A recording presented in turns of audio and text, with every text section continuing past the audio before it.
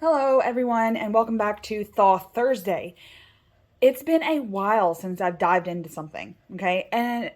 But to be honest, I didn't really dive too deep into this. This is going to be a surface level video for sure. But it's been something that I've been wanting to get on the channel, just get it out there. And that is the clip off. And the clip off is basically the other side of the tree of life. Okay. The tree of life being this creation, right? The life, and the clip off being the destruction. And I don't think that we can really talk about the tree of life in generalized ways. For the purpose of this video, we're not really going into the magical side of it, like right versus left hand path and things like that. We're really I want to look at it in terms of the tarot. And what better deck to do that with than the Thoth? Because I believe that if the tree of life plays such a role in the Thoth tarot, then the clip off would have to as well. And it's not mentioned in any of the texts that we know of. I mean, there's probably some like subliminal messaging inside the Book of Thoth and maybe even some of Lon Milo Tuquette's occult books. But in a generalized way, there's not much information about the clip off in terms of tarot. But I wanted to see if we can see the clip off in some of the cards. Okay, so that's kind of where we're going to go today. So what I'm going to do for you real fast is draw out what the clip off is.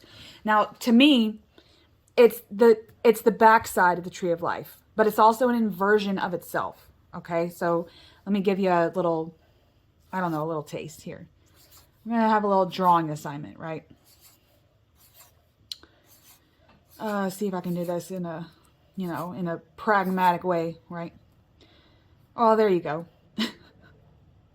Okay, so we have Keter, crown. Oops, sorry. Keter, crown.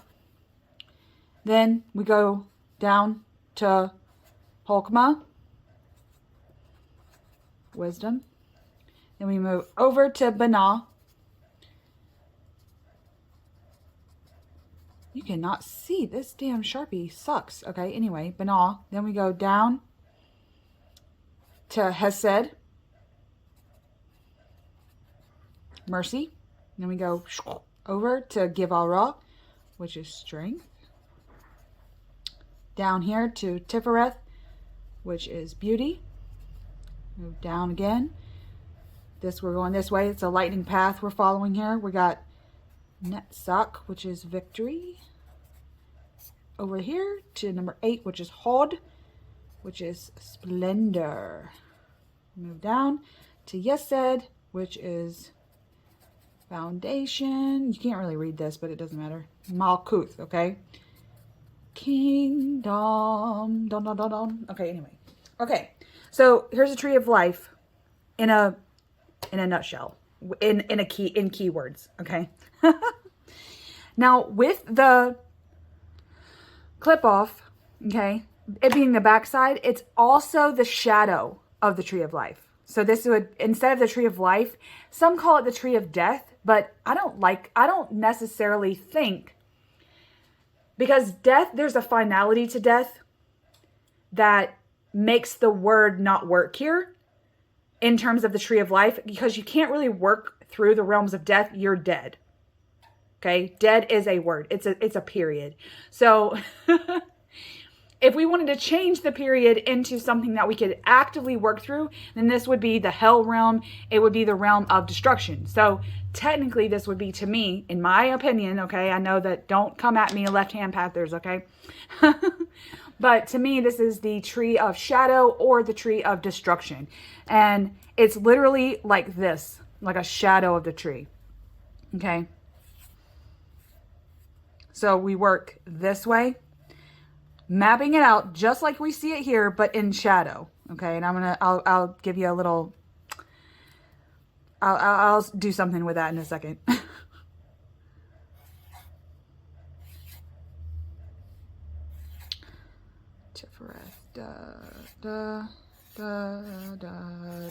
Okay, so it's just kind of like off to the side, only because I see it like this.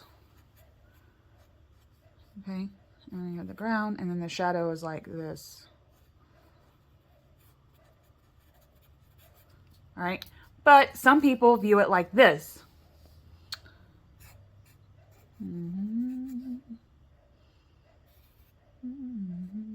Whoops, I'm going the wrong way, am I? Okay, like this is the shadow. Almost like the clip-off is the root system. But if it's the backside of the tree, then I don't necessarily believe in the root system. I believe the root system would... Basically, the root system to me would be the backside of the backside. So that's actually the realm of Amalek. But we're not going to get into that right now, okay? We're not going into the paths or the tunnels of Set, and we're not going into the black dragon realm, okay?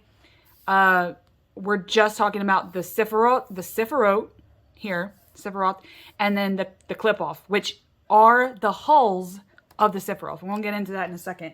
Again, this is not a clip-off video. Okay, I don't want to confuse people. I don't want to make it out like we're going to go into the clip off as this is, you know, like an informational type video. There are plenty of other resources out there that you can look at if you're wanting to delve into the clip off in terms of left hand path magic. I'm just doing this in terms of tarot and kind of giving a rundown. Okay. So again, like I said, I see it kind of off to the side like this. Some people see it like this. It doesn't really matter. Basically, you're working, the way you work with the Tree of Life is you work up the tree from Malkuth up to Keter, because you're trying to get from the kingdom of earth up to the light of God, and then beyond in the Ein Sof, and then the light, and then the void and all that. Okay. With the clip off, you're working backwards. You're working with the backside of the sephirot.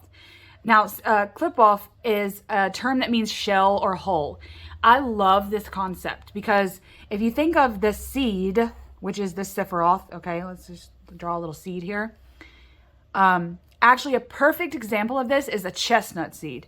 So here's a chestnut, right? Actually, it looks, you know, like that. A little chestnut seed. All right. The hull or the outside of a chestnut seed is like this.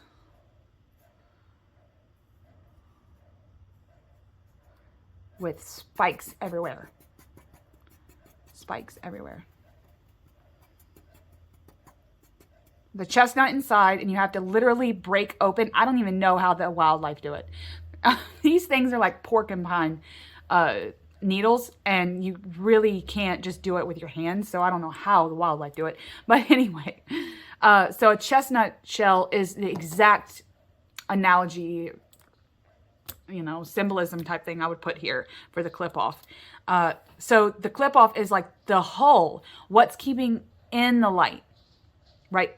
So it would be the complete opposite of what the sephirots on the Tree of Life would be. So let's go through the clip off.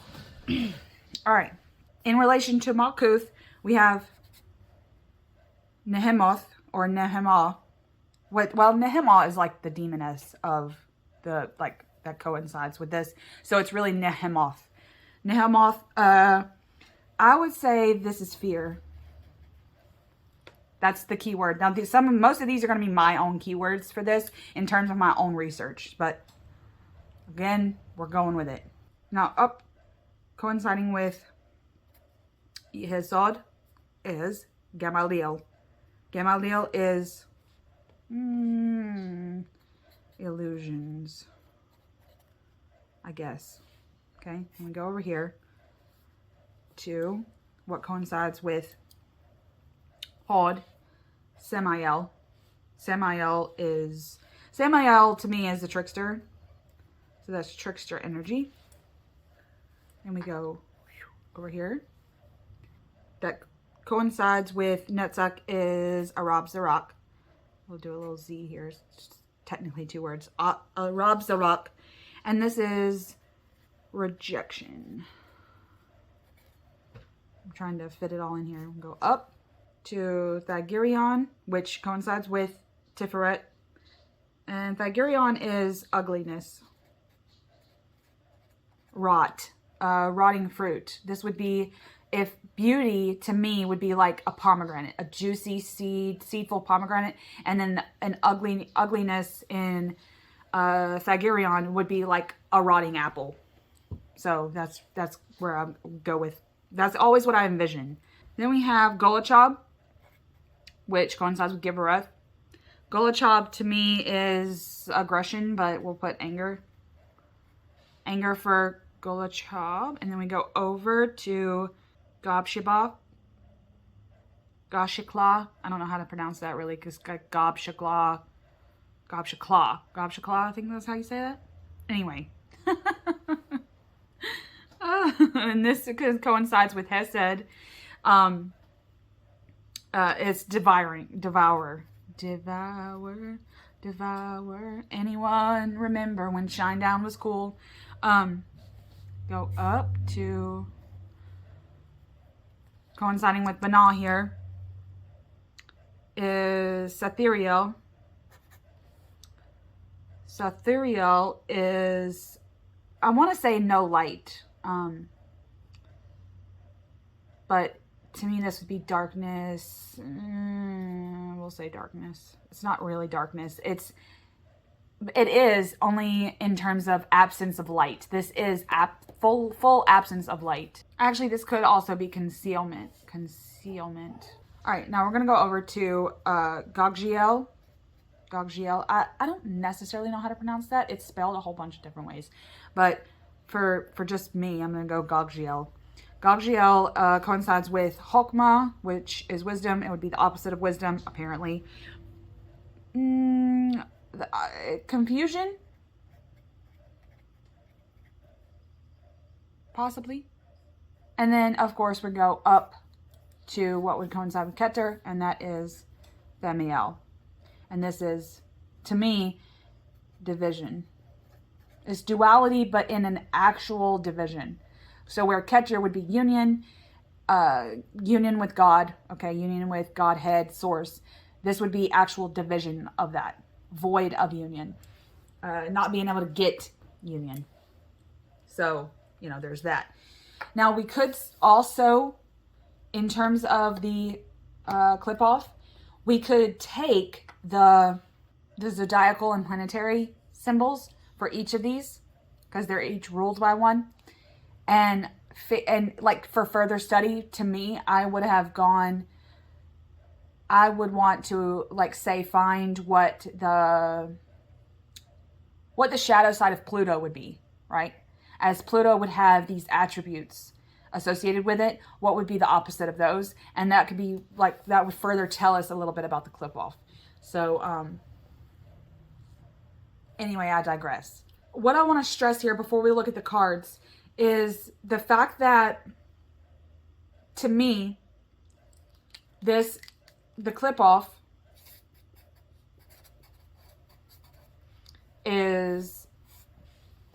is hell on earth.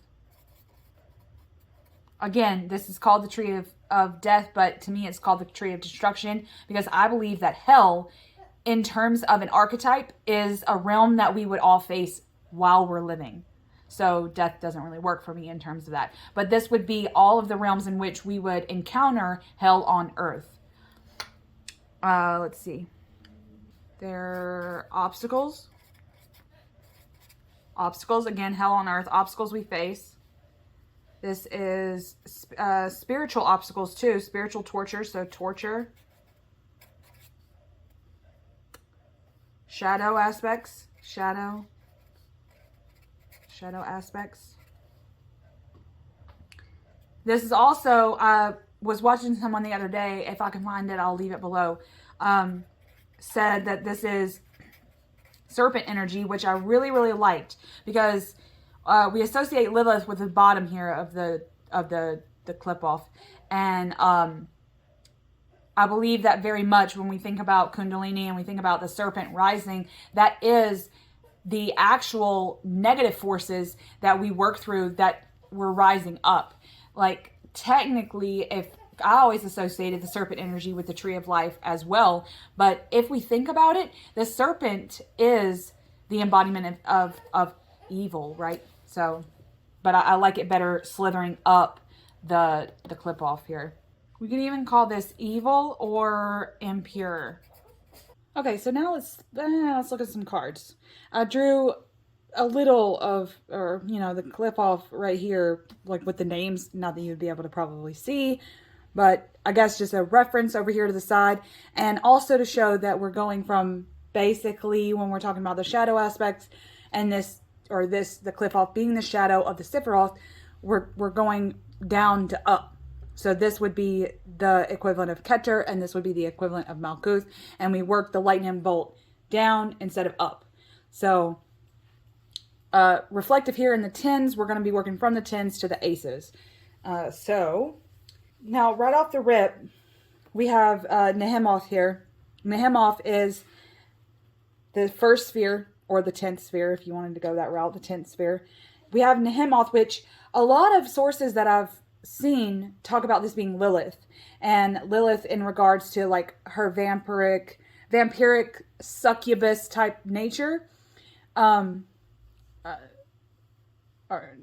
not succubus, but more soul sucking, like her demoness, vampiric, soul sucking nature. And when looking at these cards, I want to be able to see Lilith or Nehemoth in terms of a soul sucking, haunting type of an energy here, right?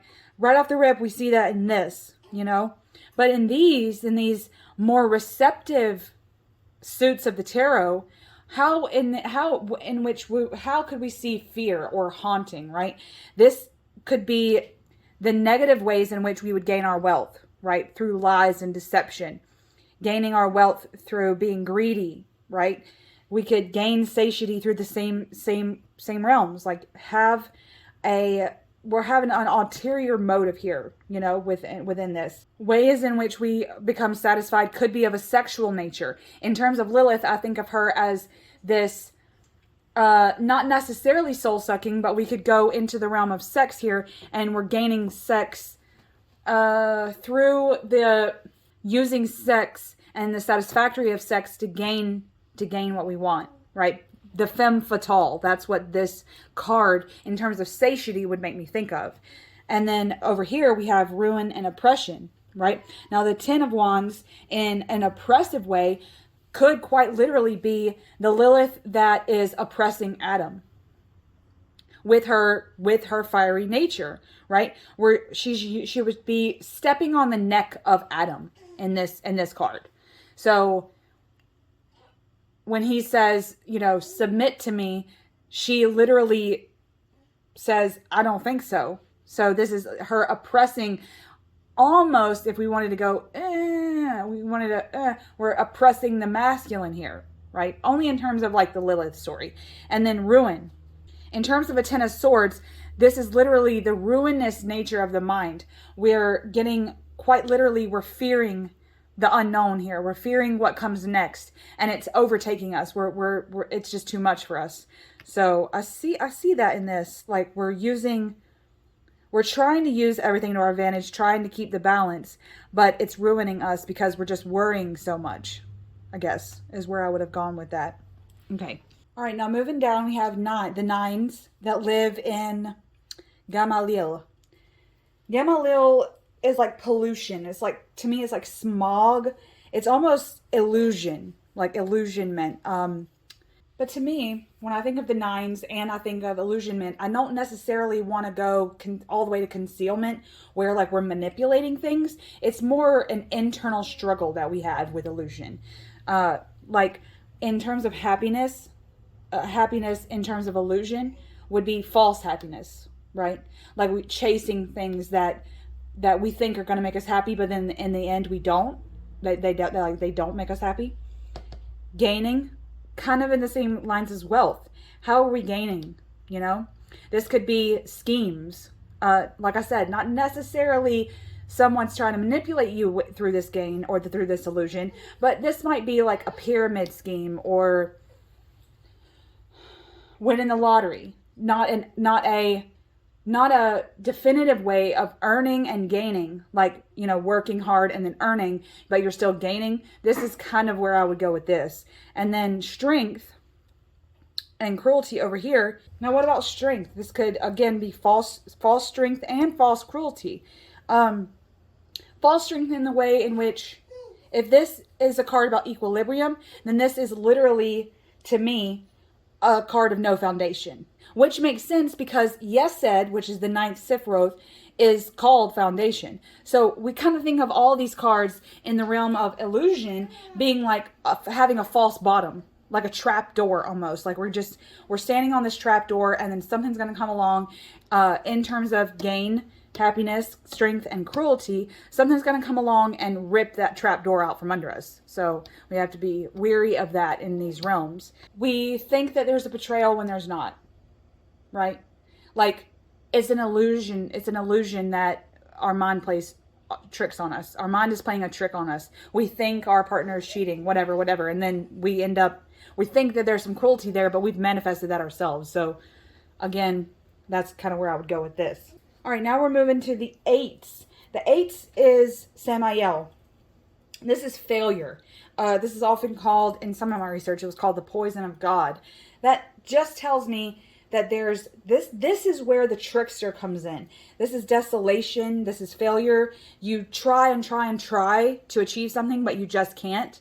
I think that this is a lovely word for this card, indolence, which just means laziness. This is in those realms where we think we're lazy, we're not getting anything done, but in reality,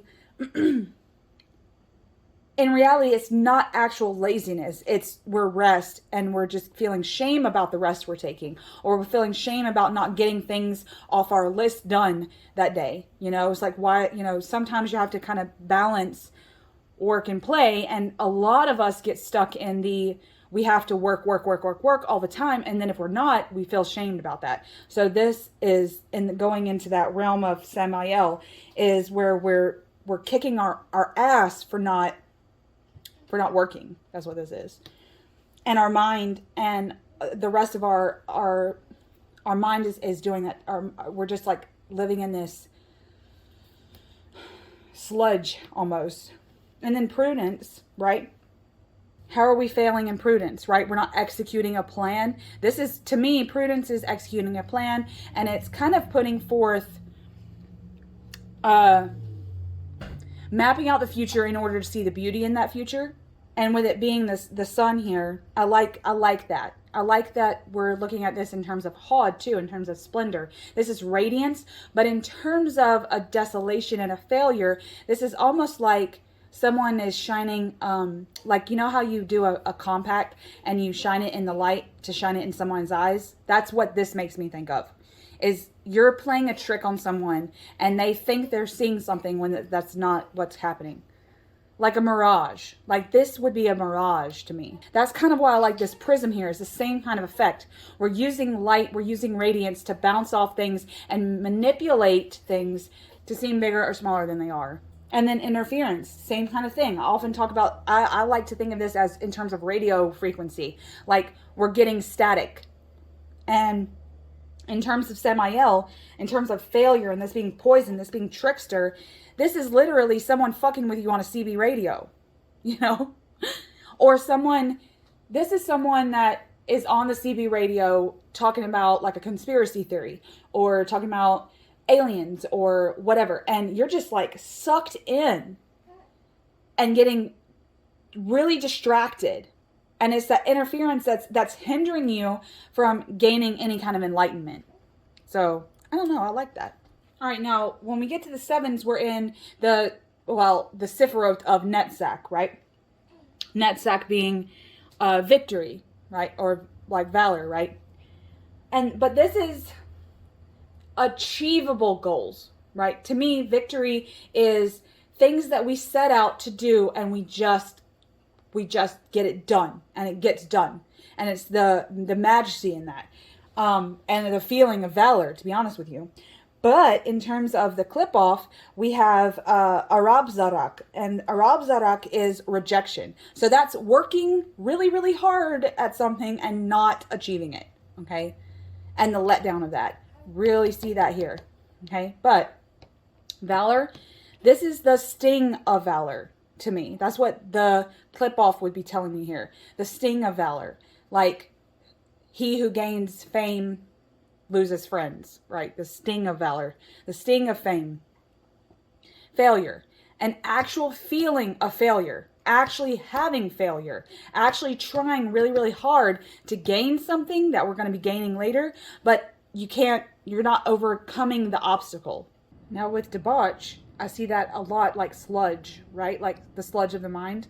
But in terms of the clip off, and this being Arab Zarak, I feel the rejection here. I feel the sludge of the mind in terms of rejection. How would I get that? How would I gain any victory? It's allowing the sludge to fester. This is like a festering wound, and you're not allowing it to heal, right? This is an actual wound, and you're not, like a trauma even. Like we could even go into this like the trauma realm. If this is a trauma or an actual wound, like picture a festering boil, I don't know, and you're not doing anything to heal it. You're letting it fester. You're letting it get more infected, right? So this is like infection. And then, did I already talk about futility? I can't remember. I can't remember. But anyway, in terms of uselessness, that's what futility is to me, is like this useless work that we do that doesn't actually get us anywhere. Like the work that doesn't matter. Now with the sixes, we're going into sephirot, right? Beauty. And the clip off for that is Thagirion. All right? Thagirion is quite literally ugliness. If sephirot is beauty, then Thagirion will have to be ugliness, right? But to me, that's like rot. That's rotting fruit. Now, how can we see ugliness in these suits, right? So in terms of pleasure, again, I kind of like the ruinous nature of pleasure, right? Like almost even going into the sexual realms with it. But we don't have to go there. Now, how do we see, we could go the sexual route, but in terms of these sixes overall, because the princes of the court cards live here, I kind of think of them in that kind of a capacity. Like the ugliness here would be in the, not necessarily the ugliness of youth, but like the ugly innocence. In ways, innocence would be ugly, right? Like deliberate naivete or deliberate sarcasm even.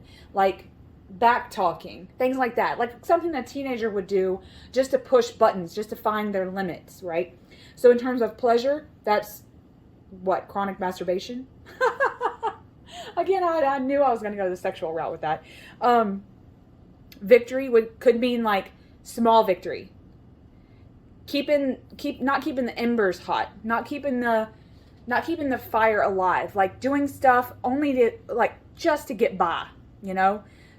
Small victories that just barely scratch the surface of what needs to be done, like you just barely get it done. And then success, again, same kind of thing. We're radiating a lot of light here because it's beauty from sephirot. But this is ways in which this is like a card to me that would like radiate the success out from all realms of your life. And in which ways are we doing that? We're not in balance. We're out of balance. We're using the ugliness of success just to get by. In science, this is addiction to technology. That's what this is. The ugliness of technology. There is a lot of good in technology, and that's what this card would convey to me on a normal basis. But in terms of the clip off, this would be someone that's wading in the addiction of cell phone use and stuff like that. All right, now we're going right up to the 5. We're in Givarah now. And Givarah's clip off is Golachab. And Golachab, which is right here, Golachab. We're working backwards. Golachab is the clip off of Givarah.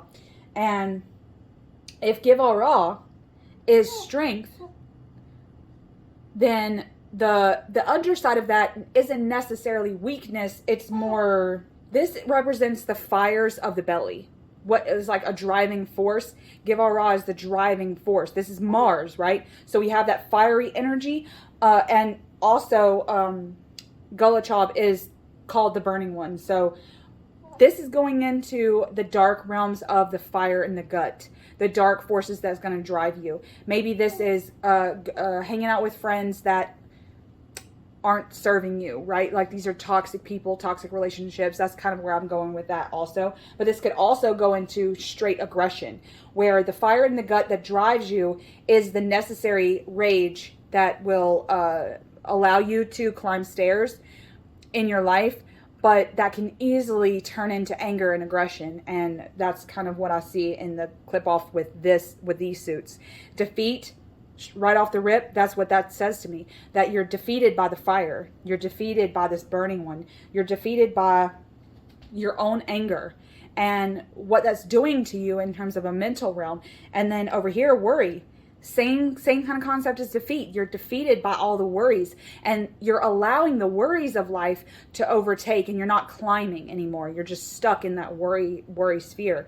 Disappointment. This could also go into, I like the card that I picked for, like the image that I chose for this in my Thoth deck, the Wild Essence Thoth, because it's like a canyon, and it's all this work that we've been doing is just kind of, we've carved a canyon with our anger.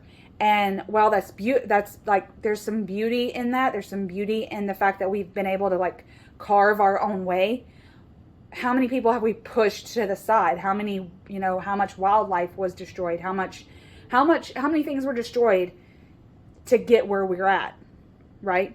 And at the bottom of the canyon, we become disappointed that we're not on the top anymore. That we're not at the top of the canyon, that we're not at ground zero anymore. And it's like we've put all this work and we've allowed the fire to drive us, and it got us nowhere, or so we think. Strife over here, this is like one of the cards in the minor arcana that even like the other cards, like the 10 of Wands and the 9 of Swords, all those other like ruinous type cards, this is one that you don't want to see, because it shows you in ways that you argue, in ways that you're having this is like your aggression in terms, quite literally in terms of someone else. And you don't want to see that. You want to work on you. You want to just, you know, have your own thing. But then when you see this card, you know that there's something related to you and another person, or something, a situation that you don't want to deal with. So this is quite literally strife with something else, some other force, maybe even opposing force. And there's no balance there. I mean, the purpose of this card really is to gain this balance, is to be this like scepter here, but you know, I digress. So this is where our anger is going into the negative realm with someone else. So that's something to, like, you know, be mindful of too. Moving right along to the 4s. Now, right here, we're in the sephirot of Hesed, and Hesed is mercy, right? So, of course, the clip-off would be the complete opposite of that. That's no mercy. That's no mercy in terms of smiting yourself. This has been called the smiting one. This has been called the devourer. Because technically we're devouring, but we haven't gotten to Amalek yet, which is the ultimate devourer, like the world serpent that devours everything, kind of thing. Okay, that's the energy of Amalek. But Hesed is more of a devouring oneself, like you're eating your own skin, like a snake shedding its skin almost. But this is like harm. This is ways in which we harm ourselves. I believe that this is what this is trying to say, is that when we have mercy with ourselves, we are allowing things to heal. We're allowing things to, we're letting things go. But right here, we're smiting ourselves. And we keep shaming ourselves. And we're like our own lightning bolt. Just keep striking our own selves with lightning. Now, the keywords on this would suggest otherwise. Okay, we're going to get into that. Luxury sounds like a very good word, right? But in terms of mercy, in terms of no mercy, and in terms of spiting, this is just like a torture that we do to ourselves all the time. Almost like we're getting tested, right? I think the 4s are trials and tribulations, ways in which we're getting tested in life, and we can either, the test can either kill us or make us stronger, right? This right here, the 4s would be the question, what doesn't kill you makes you stronger, right? So you have to be careful what you're going to allow in terms of outside influences and things like that. You have to come to grips with your own power, because when you lose that power, you become stuck in this castle, right? You become stuck. You have no way out. You've lost your power. You don't know how to break through the walls. And then with truce, this is where these outside forces are coming together with you, and y'all are, there's kind of a compromise there. But with no compromise and no mercy, this is war. Because I often say the swords in the Thoth Tarot make me think of like the art of war. Quite literally, war, signing petitions, signing truces, gaining peace, whether or not to go to war or not. That's what the Thoth sword suit makes me think of anyway, for just the keywords alone. But truce, you want to come to the table and create peace, right? That's the purpose of this card. You want to come up with some kind of compromise.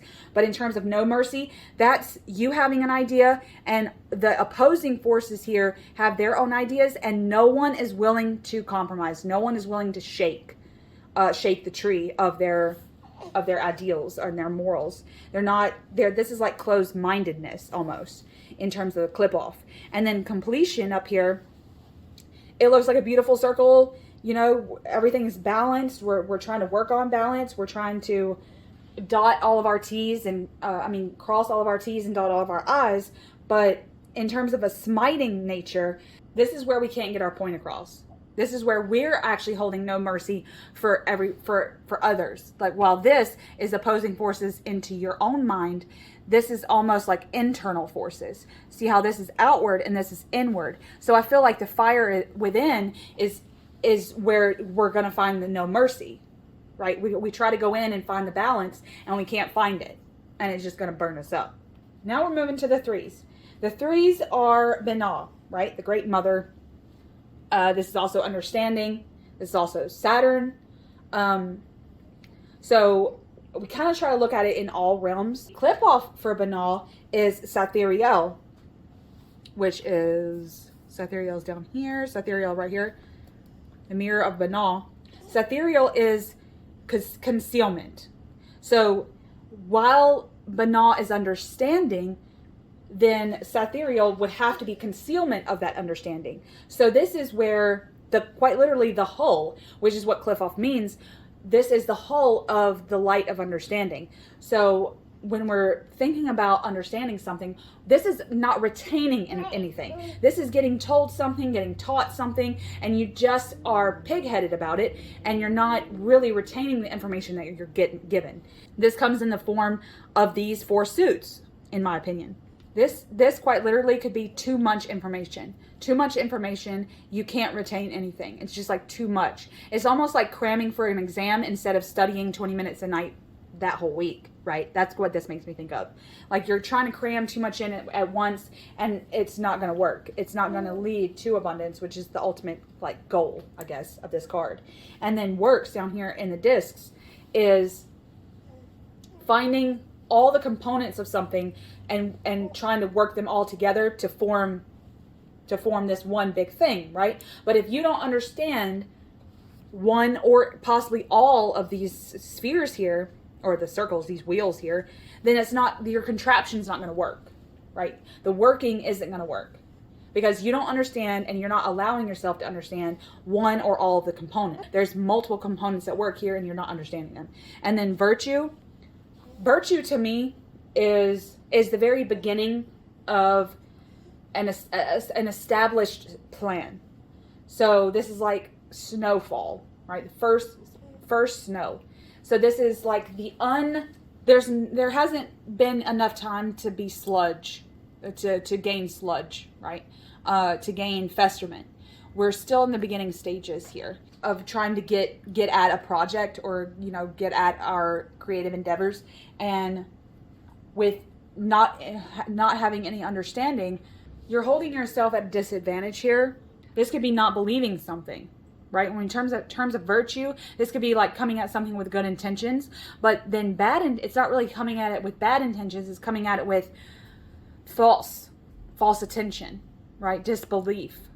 So anyway, that's kind of how I think of that. And then, of course, sorrow, the Three of Swords, the saddest tarot card in existence, right? No, I'm just kidding. This is concealment within our hearts, to me, and within our minds. This is sorrow to its max. We're grieving for something that we think that we've lost, but in reality, what we've lost is our ability to see the light. So there's this internal grief that we struggle with. All right, now we're at the twos. Now, because we're keep going up, this would be Hulkma, okay, the Great Father. This is wisdom. This is wisdom incarnate in terms of Hulkma. But in terms of the clip-off here would be Gagiel. This is a hindering, okay? In terms of the clip-off, this is a hindering. So this is confusion, but not concealment. Concealment is where something is like in front of us, like a wall. And then confusion is where is almost like I said before, almost like a mirage. Like we think we see a wall there and we don't. We're confused about the situation. We're confused about something. And whatever that confusion is, it's hindering us. In terms of love and dominion and change and peace, these are very positive words to me, right? So in terms of the clip-off, we would have to form a relationship to what the underlying things of these cards are trying to tell us. In terms of love, the opposite of love isn't hate to me. It's indifference. This is quite literally indifference in terms of the clip-off, where we're indifferent about stuff. Like we just do not care. And the not caring is showing and telling us what we value and what we love and what we respect. Dominion is quite literally our kingdom, right? Like what we are in charge of. That's kind of what I think of dominion, because dominion is kind of an oldish word. So, I mean, it's not really one that we use in the modern times, right? So to me, dominion is kingdom. It's what we're responsible for. It's our responsibilities. In terms of this card, I want to be able to look at this in terms of responsibility and our kingdom, but this would be like the tyrant, right? Almost like the shadow of the king or the shadow of the father, right? This would be the tyrant. He would be the bully, right? And so this is someone that's wanting to come in and take over your kingdom or make it, they're just there in terms of an archetype to show you or to show you in which ways you could be doing it better, or to show you in which ways you don't want to do it. You don't want to take responsibility. Like if they're a tyrant and you don't want to be a tyrant, then you're learning from their tyrants, their tyrant nature, how not to be a tyrant. It's like learning from older siblings, right? When you have an older sibling and they just get into all kinds of trouble and then you don't, it's because you learned what not to do from them, right? That's what this card's telling me. And then change. The Ouroboros here and the Lemniscate here is about balance in this card. And when we're talking about change coming, this would be like a tangle, right? Like something is preventing us from the change. We're not flowing freely. Something's messing it up. The snake is tangled. But that could also, the confusion here and the hindering here is also us not knowing and us not having a basis of understanding, which we would get to in the threes, but we don't have a basis of understanding as to what the one side of the symbol is versus the other. Like we don't know what yin is and we don't know what yang is. So therefore we can't possibly have balance because we're confused about what each thing is. So this is about kind of learning in which ways in the dual nature of things, and once we understand those, can we form a balance? And then peace is almost the same thing that we've been talking about. We want these opposing forces to work together for peace. And if we have to fight it out, we have to fight it out. The confusion here is fighting and not knowing what you're fighting about, right? This is battling with something and not really knowing why you're battling yourself with it or battling someone else with it. You have no idea, right? So this is actually being confused as to what is actually going on. And it's only when we learn both sides of the coin that we'll gain this peace. All right, now we're going to come to the aces here. Beautiful. I love the aces and the Thoth. Now, remember, this would be the equivalent of Keter, okay? It's the bottom of the tree of knowledge, tree of destruction. So we have Keter, we have light, right? We have the crown, right? The thing that sits on top. that which sits on top is what the crown is. And we do see that here. We see the light. We see the play of all the rest of them in these cards, okay? But in terms of the clip-off, we have Themiel. And Themiel is division. It's duality to its maximum. So where Catcher, we'd see union, which we do. We see union here. We think we see union here, right? And the way that, well, Lady Freddie Harrison Crowley did this is with color. We see the union in things, right? We're using a color palette here to really differentiate between the suits, but we're gaining union within this one card, right? We're using a color palette that mirrors and matches one another. But in terms of a division, how could we see that here? To me, that is the relationship between this disc and the background, between the sword and the crown, and the sword and the light, the sword and whatever it's piercing, the wand and the fire. They're two different things. It's only if, so we could see this in terms of the clip off. To me, in my opinion, this would be fire and the wand. You have to light the wand on fire to gain what the Ace of Wand is really trying to tell you. But if you keep them separate, they're not ever going to be the Ace of Wand. So the clip off comes in and tells you there is a division there. How are you going to unify them?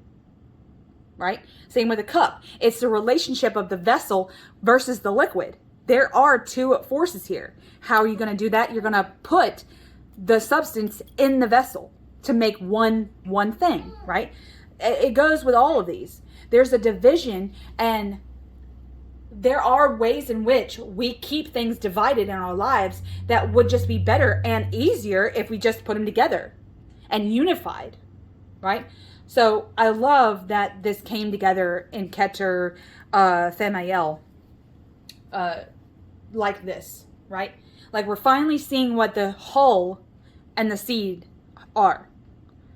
The seed and the whole are two separate things.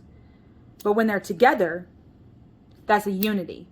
And so working with both the clip-off and the tree of life, the tree of death or destruction and the tree of life, we're working both sides of the coin, right? And I don't necessarily believe that we can work with the beauty in life without working with the destruction and the ugliness, right? Like flip that coin over sometimes, see what you see. And so I think that's the point. All right, so there was a little video on the clip off and my opinions of them, what I think they are in terms of the tree of life versus the tree of destruction, how they are two separate entities, but much like the aces and what I just explained, how can we unify it? How can we unify it and use creation and destruction to our benefit? Again, don't come at me, left-hand pathers who are actual magicians in this, because I'm just coming at this from a tree of life versus the tree of death instance. I am probably not qualified to talk any more than I did today about it. So this was just in terms of tarot and what I see as a lover of the Thoth and a lover of tarot in general.